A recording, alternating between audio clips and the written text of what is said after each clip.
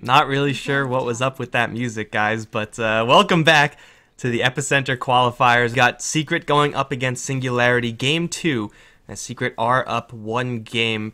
It was a little bit of back and forth game, but Secret ultimately with a pretty nice Doom push over in mid, able to take it. We'll see if Singularity are able to strike back and have their next opponent be Na'Vi instead of dropping down two losers. I'm Mike Loris, going to be joined by Kefka for this second game. Phoenix banned out. I'm not really sure if I like Phoenix in general, dude. What are your thoughts on the hero? I'm not sure. Sometimes I really love it. I feel like it's so good if you can not lose early. But it's kind of weak in lane. You know, you generally play it as a 5 because it's kind of bad as a 4. But then your safe lane is kind of weak. Like if you're a Phoenix support trying to zone an offlaner, you're gonna get killed. And that's like his main weakness. So, but if you can pick it in a way that doesn't happen, I think the hero is always great. It's super good with so many heroes, and it's just insane if you can manage to get to mid to late game, almost against anything. But not sure if this name is any specific. Kind of random. They just first banned this game, so I'm not sure. But CM opening, Steam Singularity going with Abaddon. Abaddon, I need to learn that. Ember Spirit, Secret going with OD. So I wonder if the OD is a response to the Ember. Actually, it's a response to Abaddon. My bad. Hey man, I call him Abaddon and Abaddon both, so you're not alone for sure. No one really cares anyway, let's be honest. But yeah, definitely a good hero defensively to have from that mid lane. I do like OD a lot as far as that is concerned. Like, there are not many mid laners that can save other players. It's pretty much just like, I'll do damage or I'll initiate, but OD kind of does it all.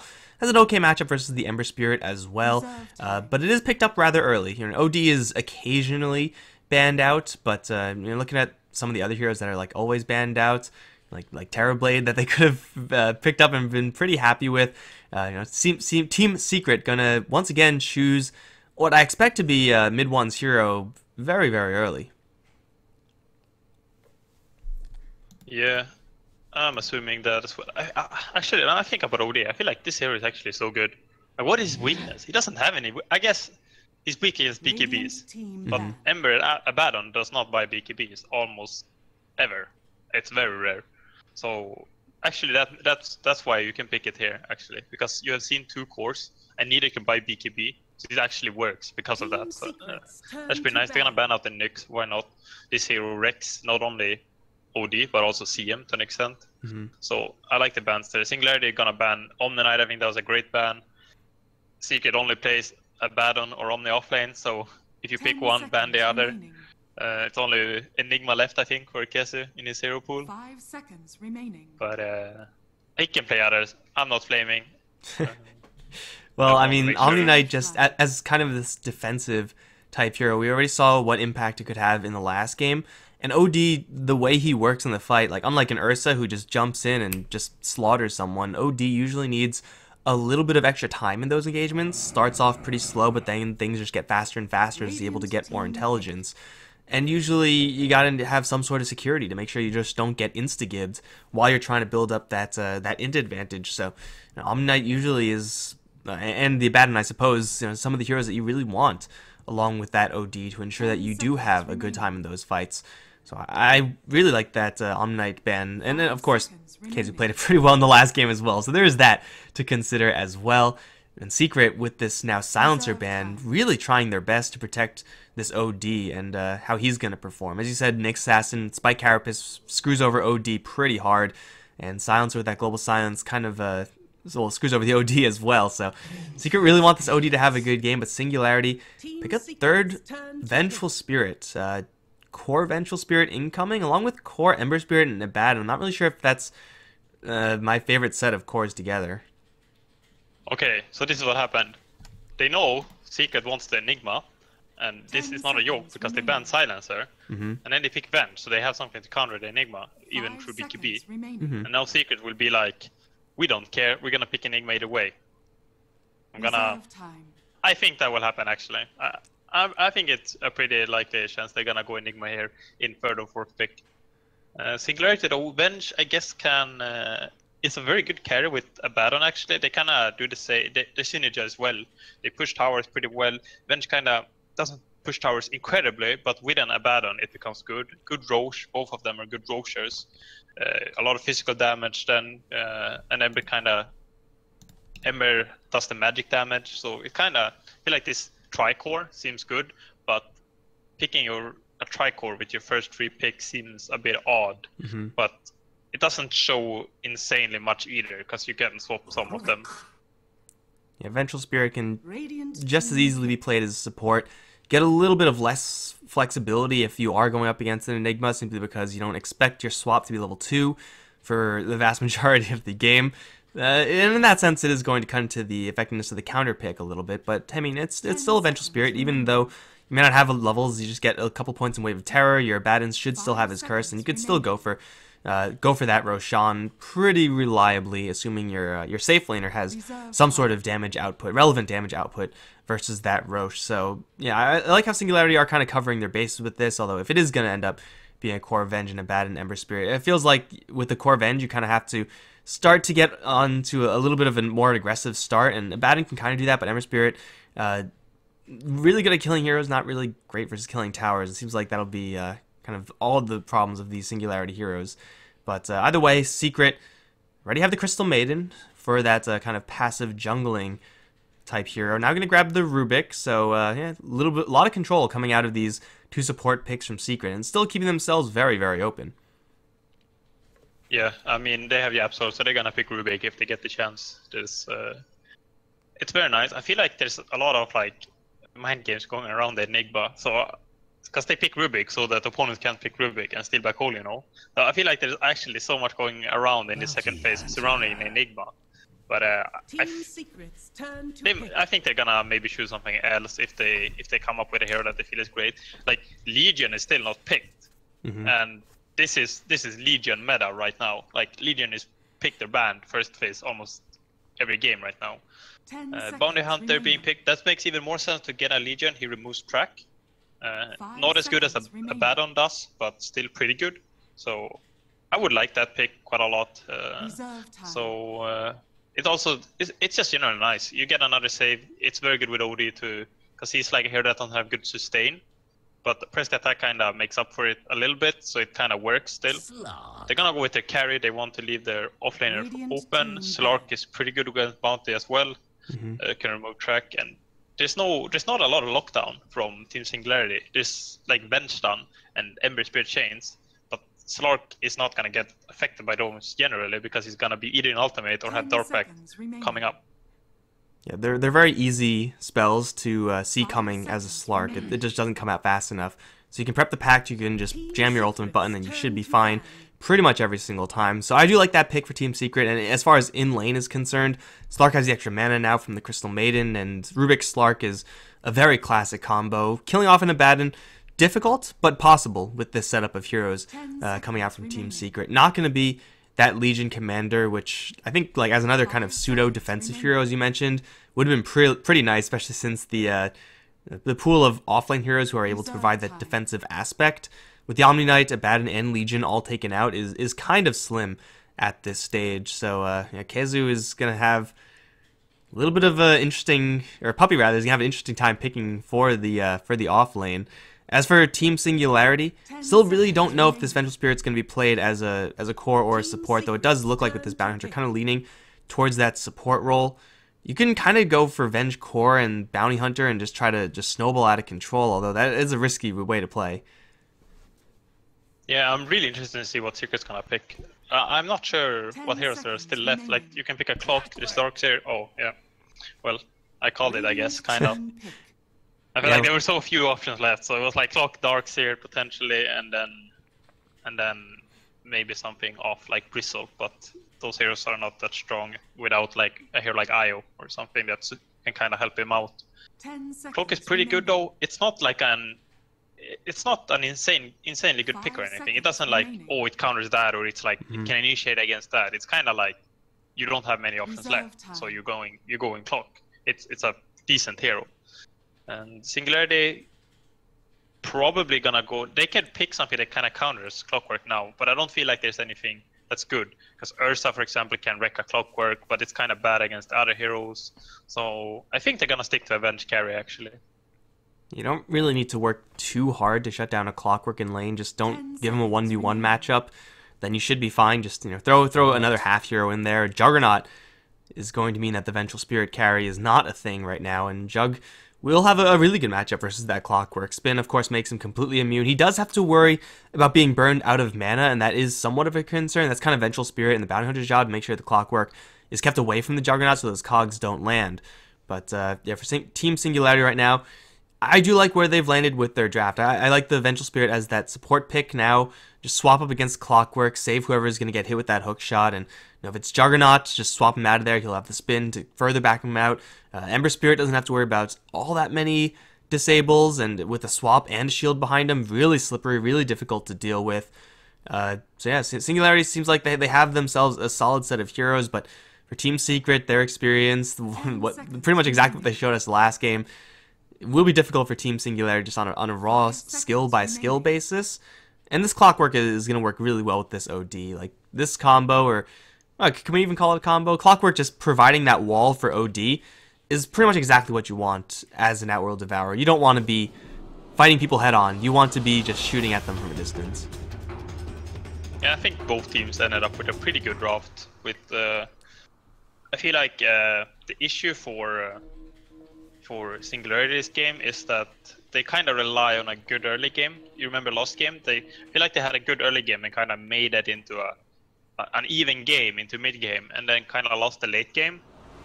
And I think they need this game to go good early game. Otherwise, they're not gonna get to that mid game to have a chance at winning the late game against Secret. So we're gonna see if they can manage to do an equally good early game, or if they're gonna struggle. Because the bounty is a bit riskier. I feel like that hero needs to get a better start than Ricky does. I think Ricky can generally be a kind of a scouting and checking for wards, but Bounty tends to kind of need to be involved a bit more. Man, Puppey and Elisash just had like the sickest juke session. I don't know if Elisash even saw Puppey a single time there. Crystal Maiden, 280 movement speed with the sickest of jukes, is going to place an Observer Ward. And Elisash does have a Sentry, and it will be just out of range. Oh, yeah, I feel like if the CM got spotted at all, then that would have been this Observer Ward probably cleaned out, but keeping himself safe. By the way, up towards top lane, there's a little bit of a scuffle here. Onto K-Sor. Is there any detection? There is dust, but MP is going to be the one to jump out. K-Sor with the shield, not going to be an easy pickoff. And forcing MP now probably all the way back to his base shrine will pretty much 100% secure Singularity, a 3-to-1 rune advantage. Yeah, but it happened the first game as well. That time it was kind of Secret abandoning a rune, and this time this is also the weakness of what's kind of becoming a meta, where you carry both double slippers of agility. I think Juggernaut did not, but a lot of times you see this, and it's kind of easy to zone, you know, especially with a hero like Bounty, who has a lot of armor compared to like Ricky. If Ricky starts hitting someone, they start killing Ricky very fast, while Bounty is much more survivable and can kind of manfight there. Gonna harass Puppey a bit. Not sure how efficient this is. It's just kind of trading each other's time. Okay, so he's going to do a lot more damage to Puppey than vice versa. Another Frostbite comes out. Puppey is low on health, low on mana. Is going to get Yapsor to arrive, and the dust does land. Puppey doesn't have another Frostbite, though. CM right-clicks, going to have to kill off this 6 armor bounty hunter. And I'm not really sure if that's in the cards. You care. Into the invis once again. This time no dust on him, and well, Puppey is going to have to go all the way back. That is one satchel of dust down the tubes. This K-Sor is going to be already a pretty successful roaming bounty hunter, messing with these two supports, getting a TP, getting a dust, getting the CM out of the jungle, and I would expect him to continue to screw with the CM. Something we don't really see all that often. CM jungles usually are pretty quiet, but is susceptible to just being poked at a little bit by Rickies and bounty hunters. Yeah, very good space there. Kind of, like I said, he trades space with Crystal Maiden, but in that scenario he kind of traded not only with CM but also Rubik. So this gives Abaddon 5 last hits, which is very nice for him. And I'm not sure how the other lanes will go I'm assuming Nisha will struggle. I'm not too familiar with the matchups. I guess Nisha first spotted mid one last game, so maybe he'll do it again. Who knows? There's a sentry ward right now for the secret side, so as far as Nisha expecting help from the Riki, it's going to be a little bit difficult to get in on that OD. And well, the Imprison usually is just going to stop Nisha in his tracks. Like, even if you do land a set of chains, usually it's not going to do all that much. Yapsor will throw K-Sor away up towards top, get themselves a couple of bounty runes. I think we look at the bottom lane now. Exotic Deer with the cogs, he has Battery Assault at the ready. He's just going to keep himself safe. Jug out of mana. It does have a Mango, does have a Clarity, so he can get maybe a little bit of gas to kill off KZU, but I'm not really sure if driving this Clockwork out of the lane is really feasible for the Singularity safe lane.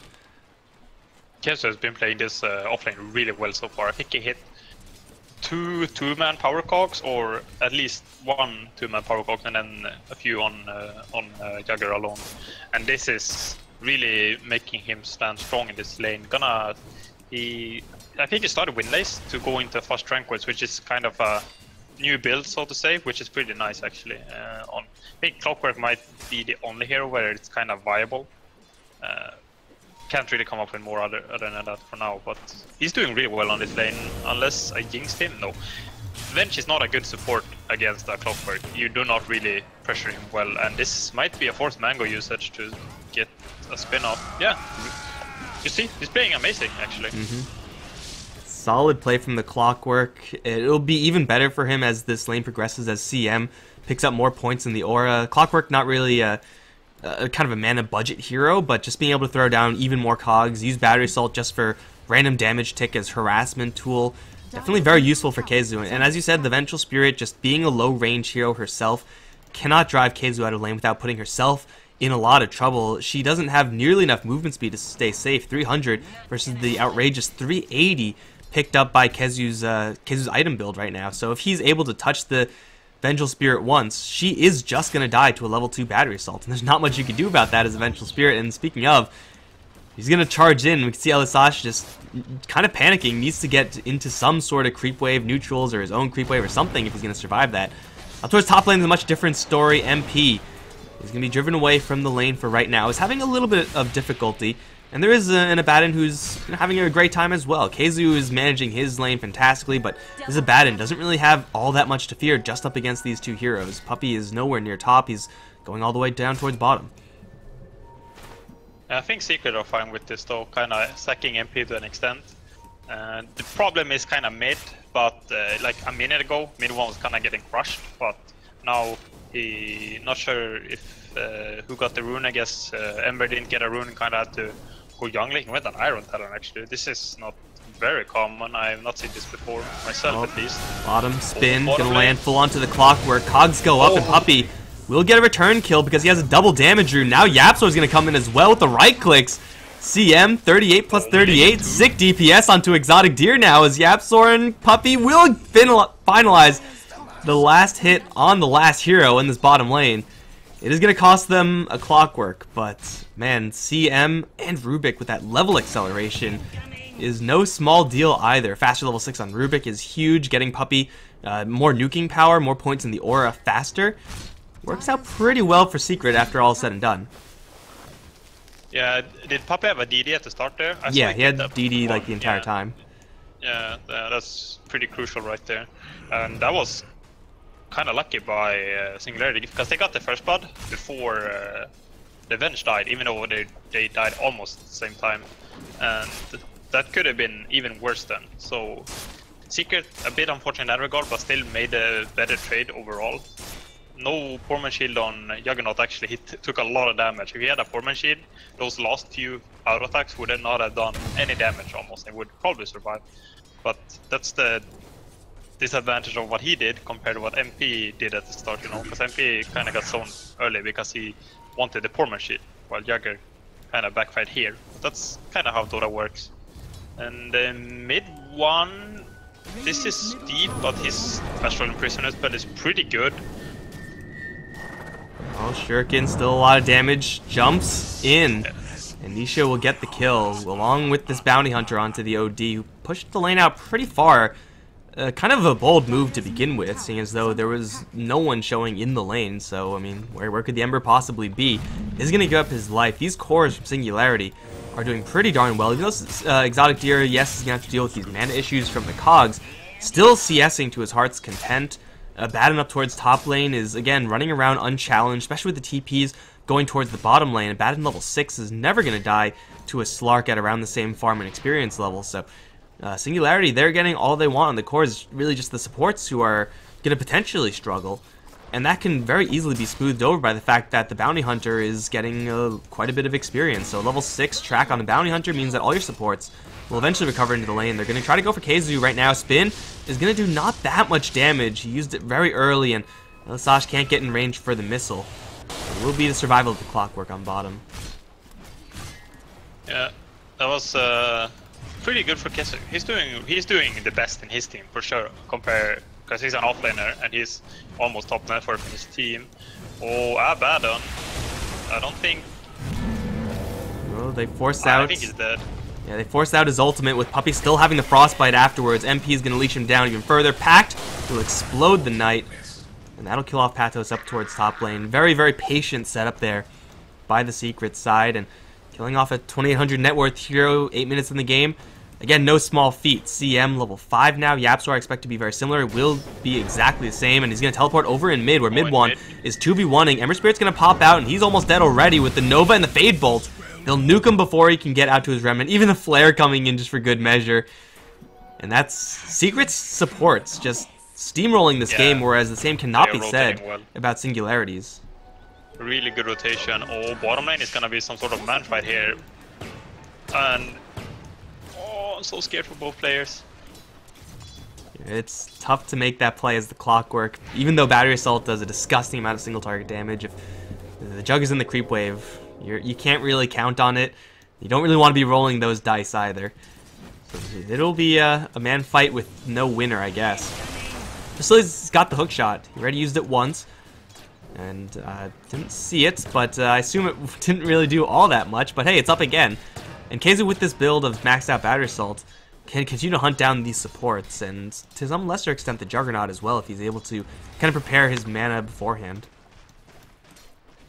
By the way, Abaddon, I'm not sure if this was a mistake, but I didn't see the entire laning. So, but generally, when you hit 6, you don't want to skill borrow time instantly, and I think he did, and that's a big reason why he died top, because generally you don't have it skilled, so it won't trigger, you know, when you get low. Bottom lane Keizu, will he get out? I feel like he will somehow. I don't know how, but you just have that feeling, like a hook shot over to Kesor, like that feeling, and then the Battery Assault will keep him safe. I'm that call. No one believed me. I'm pretty sure no one in chat. I think chat already started flaming me when I said it, and then they had to delete it before they posted it. It's almost as if you've played the offlane before, dude. Yeah, I know. I got that feeling, you know. That's what happens. But like I said, you don't want to skill a Baron ultimate, because then when they trigger it, they can just use all lockdown then. But if you don't have it skilled, they're gonna be forced to use lit, and then he pops it instantly and runs away before CM is in range. But he might have had to skill it before, so I'm not certain if it was like a pure mistake play, or if it was just kind of what happened because of consequences from earlier. Yeah, well, the Abaddon's death on the top lane is going to give some cash over to Secret, the supports especially, but still he's having a grand old time on the top lane, level 9. Hand of Midas very close to completion as well, and we all know what ridiculous amounts of impact Abaddon can have, even a damaging capacity once he gets the Hand of Midas, accelerating that into a Radiance. It can be pretty dangerous. Speaking of dangerous, swap back onto the OD, though he will dodge the Magic Missile. Puppey's going to come in, start to drive everyone else back. Mid one is just going to get some safety here. They dust up looking for the bounty. Can't quite see him. There's a lot of heroes rotating over towards the mid lane for Secret just to defend their OD. Mission success, I suppose, but yeah, it's still a pretty expensive use of these heroes. But it seems like Keizu is going to slide all the way up towards the top lane, where there is a target here in the Abaddon. Abaddon can survive the Clockwork Hookshot if he just beats his way out of the cogs. MP with the Pact will do a little damage from the outsets. Battery Assault still ticking away, and Patos is going to get now pounced up by MP. Another Pact incoming, lots of nuke damage, and that will kill off this Abaddon one more time. Keizu, hookshot, pretty darn good. Yeah, very well played by Kesu. I think he's playing the best in his team right now. In this game, that is. I'm not talking about generally, because I think mid 1 is probably a step above him lately. I think mid 1 is, I would say during Kiev, I thought he was gonna become the best player in the world in Kiev, but then they got knocked out a bit early, so I can't really make the statement. But that was really well played so far in this game, and seeing heroes trying to cast spells while they're on their battery assault is always a nice pleasure. Battery assault maxed out. It's just that crippling spell, and it feels pretty bad when you're trying to do that. Oh, Flare perfectly scouting out that Juggernaut, keeping mid 1 safe once again. He's got the Hand of Midas, much like the Abaddon. It's going to be taken away in favor of the OD. Slark, what is he up to up on top lane? He's been getting a couple kills on the Abaddon, but he's been kind of bullied in between those kills. Got Iron Talon Power Treads, and I assume he already has part of the Shadow Blade. He does. Over towards mid lane now. Keizu, hook shot, stunning up 2 heroes. Kog as well, pushing back the Vengeful Spirit. The Freezing Field, only on the Ember Spirit, but will get the kill. Elisasha sees one more tap. Keizu, Flare in 12. I don't really know if that's feasible right now, but we'll see. I believe. Prophet Kefka, tell us, will this be a kill? No, it's won't. Shrine, right? Yeah, it won't. But I wanna believe, but oh, he's not using it. This is ballsy. Oh my god, if he got killed now. He's gonna flare Exotic Deer. Oh well. Still, it's gonna be a great reinforcement play once again from Team Secret. Freezing Field to kill off an Ember Spirit level 10 with that Veil of Discord. Quite a lot of bounty going towards Team Secret. And speaking of bounty, he does have his track up, but so far not getting any benefits off of it. Our dear Clockwork is rushing a youths. Somewhat rare, but there's a lot of uses for it, and I want to list all of them, but I'm gonna wait with that. I think he's dead this time, I want to say. He's going to try to run to the side. MP's going to arrive, but he will fall. Track sneaks in at the last possible second. Juggernaut is going to Omni Slash, but still go down to the spinning Rubik, who's going to try to back off with the Fade Bolt. Still will get picked off. MP pounce, going to get him over the cliffside. Elisasha going to give chase, but can't do anything else. 2 for 1 with, I assume, 2 of these kills both being track. I know one of them at least was, but the second one probably was as well. Singularity make a pretty decent trade over in bottom. This time Secret not rotating in whole hog, leaving Puppey up towards top lane to get a little bit of farm. MP really sad there because he had the Shadow Blade incoming, or he had it, but they fought right before he could get there, you know. So, oh, this is gonna be everyone TPing in actually. MP is gonna get the burst damage onto Elisasha, but a swap out is gonna keep him safe. MP now in his ultimate form is gonna survive. Now the Freezing Field from Puppey, not gonna be chain cancelled. Nisha's gonna have to jump out to the side. Will get dropped by mid 1's ultimate. Still the Freezing Field is being channeled. They'll zap down the Abaddon. Keizu, does he have a hook shot? He does. I don't think he has any targets though. So they will fall back, but full channel Freezing Field destroys Singularity's health pool. Plus the fact that MP was able to get the Freedom Initiation with that Shadow Blade and is looking for a little bit more. Is gonna find Kesor. Pounce Pact will do a lot. Not quite enough. Clockwork? Got him! Double Sentry Wards just for celebration. Clockwork Keizu is on fire, man. Yeah, like I said, I don't think it's the greatest pick, but if you can play like this, it's probably always a good pick. And also MP doing the work to actually get that kill. You know, credit to you too, Slark. I'm not sure. He's playing a Slark.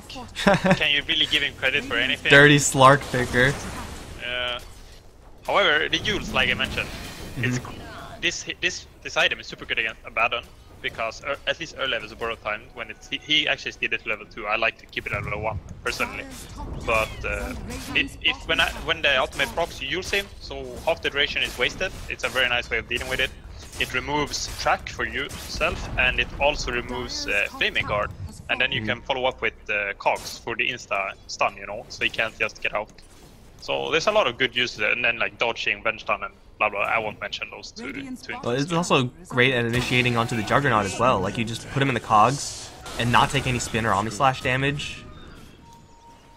Yeah, it's a great item. I'm pretty happy about this choice. I feel like the disadvantage of Clock is that you can go this like, oh, it's a smart item, but then when it comes to in practicality, it doesn't actually work. So I'm a bit worried about that happening.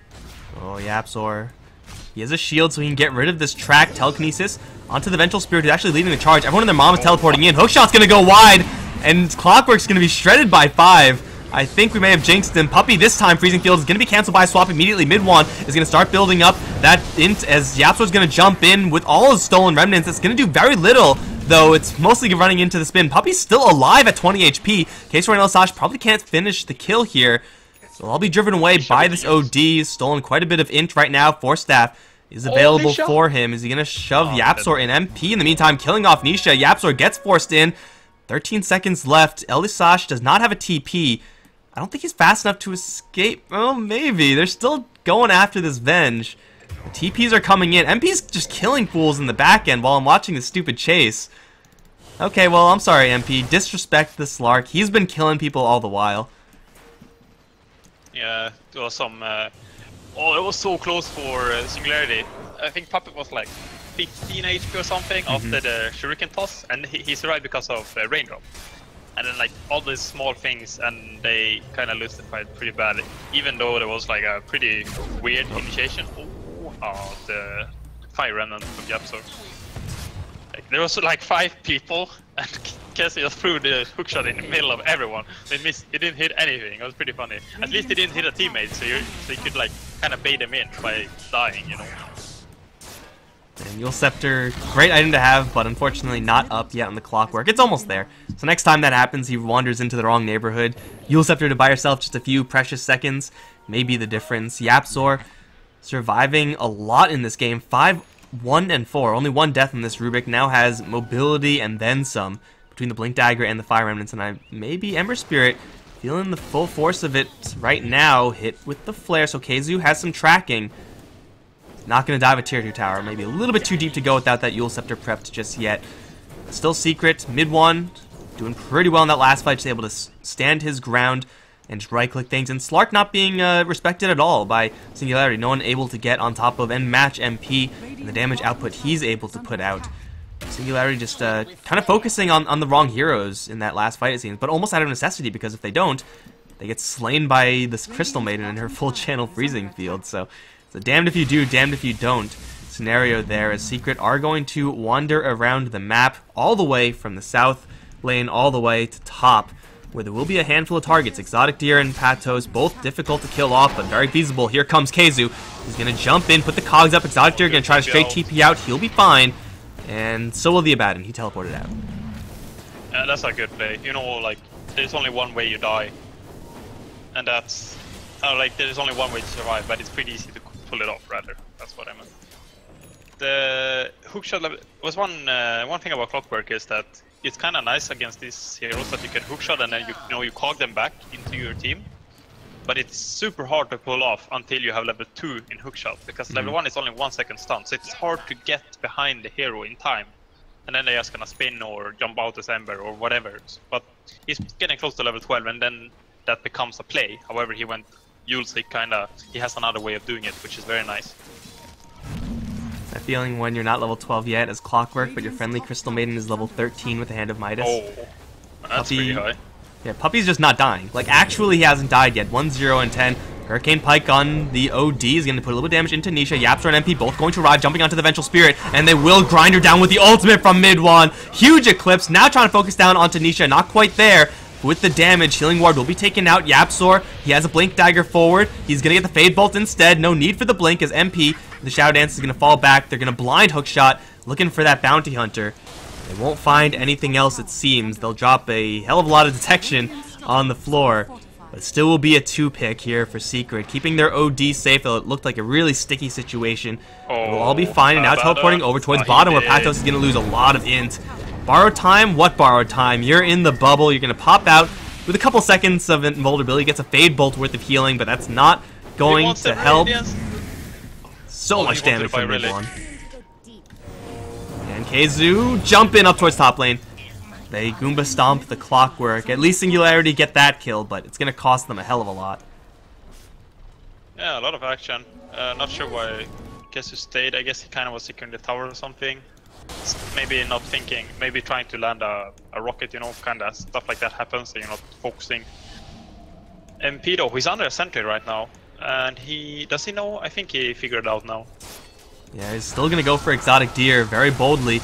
Just chipping him down. Crystal Maiden Illusion in the area will probably make Exotic Deer panic a little bit. And Kasor can get jumped by the Rubik in the back. Gets picked off by the Slark in the end. His Exotic Deer is gonna drive himself out towards the north. YapzOr seems like he's just everywhere. These supports on Secret, I mean, I said it earlier, just the tipping factor, and they've outstripped their friendly Clockwork in farm.